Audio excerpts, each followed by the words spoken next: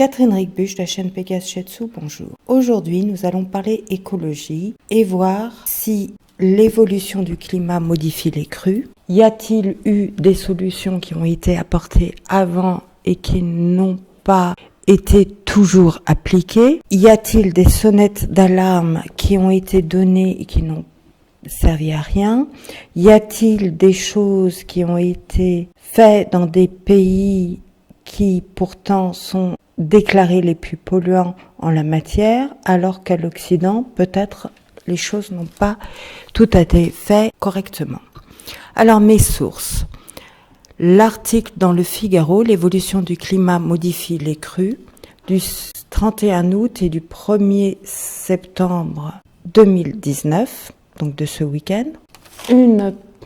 Un article, les inondations, y a-t-il un bon urbanisme, dans un journal sur le net qui s'appelle The Conversation, que vous allez trouver à theconversation.com. Le secret des fleurs sauvages, une série de documentaires en 6 épisodes dont j'avais résumé déjà les émissions en espérant qu'Arte continue à les diffuser et pour au moins qu'il y ait une trace pour ceux qui ne l'ont plus. Particulièrement l'épisode 6, la conquête des villes, mais aussi l'épisode 1, la forêt enchantée. Et un livre sur, cette fois, pas l'écologie ni la biologie, mais qui s'appelle « Qui sont les Chinois? Pensées et paroles de Chine ?» par Elisabeth Martens. Je vous expliquerai pourquoi. Je vais vous parler un petit peu de ce livre parce que il y a à 2-3 reprises quelque chose de cité et qui est assez révélateur de comment fonctionne notre monde aujourd'hui. Alors, dans l'article du Figaro, l'évolution du climat modifie les crues.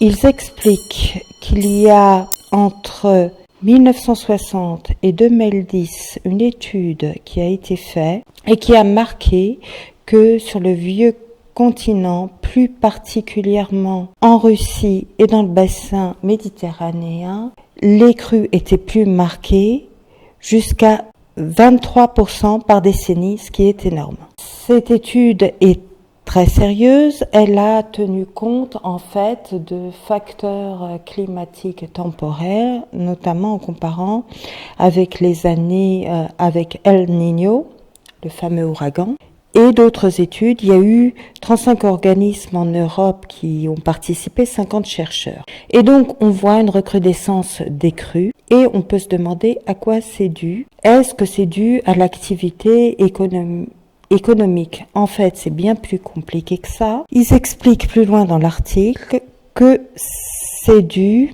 à toutes les activités humaines et notamment un problème grandissant, le problème de l'urbanisation. Donc, vous voyez que quand des écologistes ou écologues disent il faut diminuer les résidences secondaires, oui, il y a urgence à partir du moment où l'urbanisation semble être ce qui crée la recrudescence des crues. Ce n'est pas seulement pour de l'écologie mondiale, mais là c'est aussi pour notre sécurité, même si c'est important pour l'écologie. En fait, qu'est-ce qui se passe? Les sols sous les villes n'étant pas refroidis par de l'humidité, il se crée une évapotranspiration importante au niveau des villes, la moindre humidité est évaporée et donc cette eau elle va retomber quelque part et pas forcément là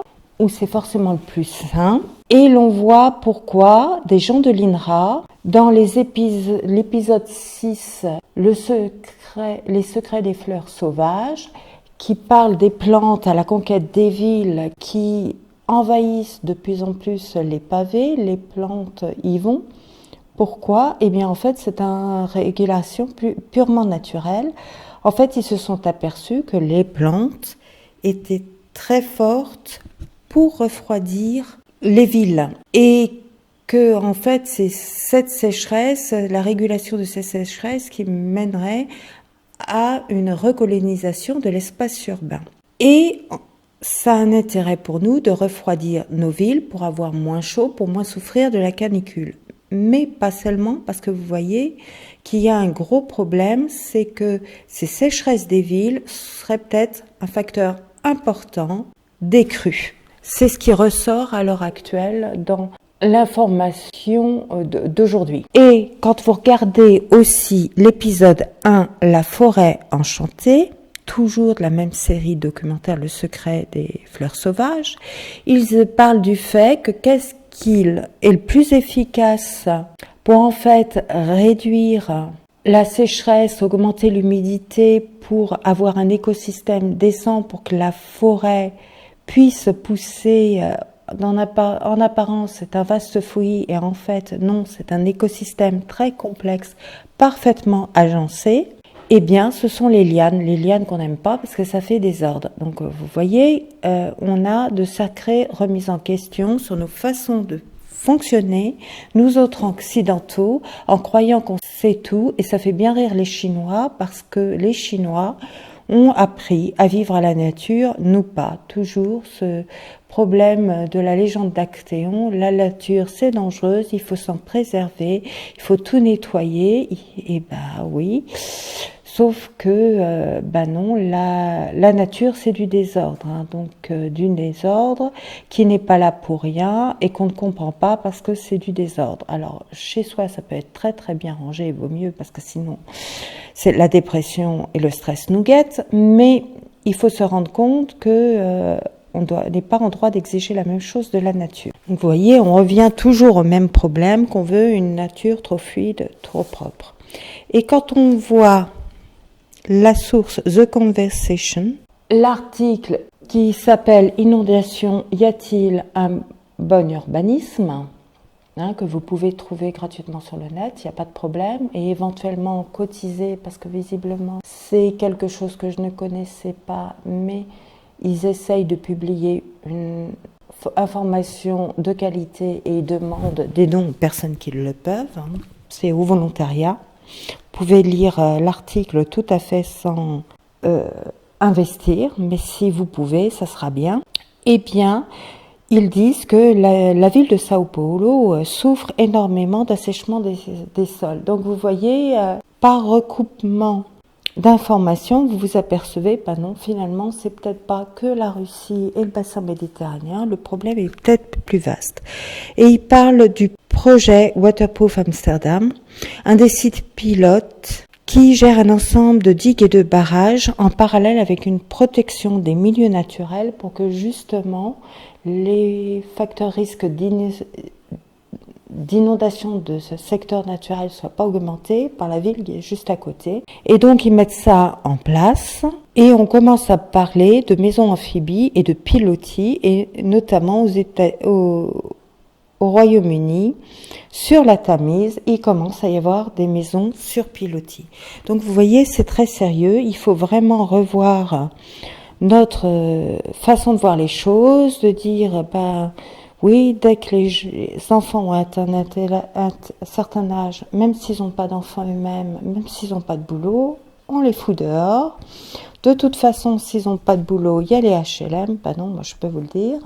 Quand vous vivez en HLM, vous travaillez pour 1 euro, non seulement de votre RSA ou de votre âge, vous avez retiré 1 euro, mais en plus, vous avez retiré la moitié des APL.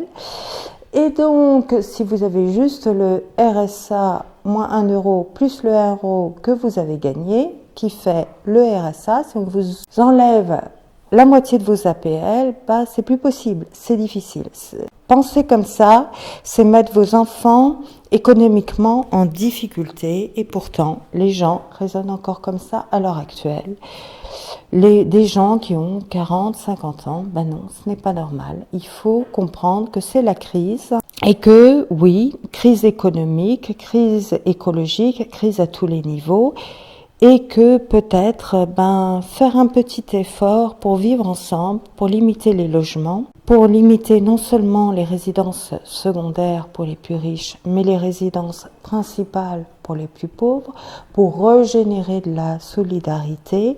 Je parle entre Français, là je ne parle pas pour les immigrés qui doivent se dire, ils ont quand même du culot quand on voit leur comportement de nous donner des leçons. Et là, je vais revenir à ma quatrième source, qui sont les Chinois, le livre d'Elizabeth Martens, qui explique qu'en fait, les Chinois ont, ces dernières années, depuis 2010, énormément investi sur des solutions alternatives et notamment des solutions alternatives sans énergie ou alors avec des énergies renouvelables qui permettent de refroidir les immeubles, notamment, pas seulement pour tout ce qui est pollution, mais ils travaillent énormément là-dessus, ils ont énormément de systèmes. Et vous voyez, quand l'INRA préconise de mettre des plantes sur des maisons à toit plat, eh bien, vous voyez que oui, c'est aussi une des choses qu'ils utilisent. Ils utilisent des flux d'air, des flux d'eau, ils utilisent des plantations, tout ce qui est possible et inimaginable de penser avec le moindre coût énergétique possible, avec des énergies un maximum renouvelables.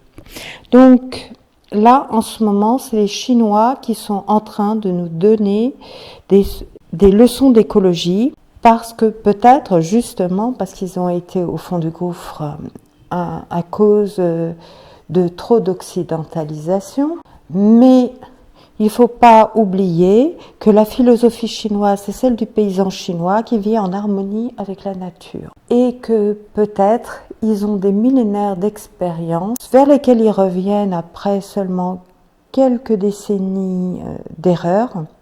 Et que peut-être, c'est nous qui avons le plus à apprendre de la Chine, même s'il y a eu des problèmes par le passé.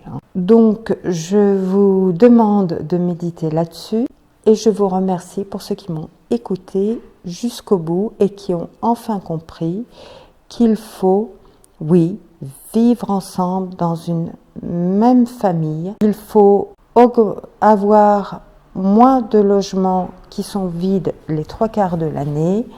Il faut vraiment faire cet effort, ce qui n'empêche pas de prendre des vacances. Il peut toujours y avoir des solutions, soit de l'hôtel, soit le camping, soit loger dans des logements plus grands que la chambre d'un hôtel, dans des apparts loués à vocation touristique.